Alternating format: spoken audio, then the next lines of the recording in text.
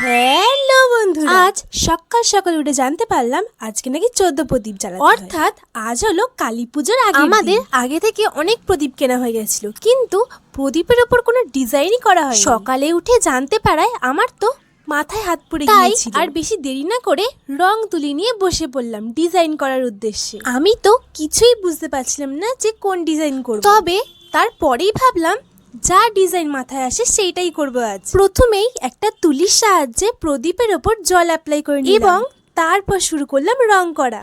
রংটাকে ভালো করে অ্যাপ্লাই করার পর মনের মতো ডিজাইন করা শুরু করলাম। তোমরা কমেন্ট করে জানিও তো প্রদীপের ডিজাইনটা সত্যি সুন্দর হয়েছে কিনা। রংটাকে ভালো করে রোদ্রে শুকিয়ে নেওয়ার পর অবশেষে ভার্নিশ অ্যাপ্লাই করে এরকম আরো ভিডিও দেখার জন্য চ্যানেলে নতুন হয়ে থাকলে চ্যানেলটাকে সাবস্ক্রাইব করে আমার পাশে থেকো। আর এই প্রদীপের ডিজাইন ভিডিওটা যদি তোমাদের ভালো লেগে থাকে তাহলে একটা লাইক করে দিও। তোমরা যদি এই রকম মাটির থালা প্রদীপের উপর ডিজাইন করতে চাও আমাকে অবশ্যই কমেন্ট করে জানিও। নাও স্টিল এন্ড হ্যাপি, দেখা হচ্ছে নেক্সট ভিডিওতে। এখনের জন্য টাটা।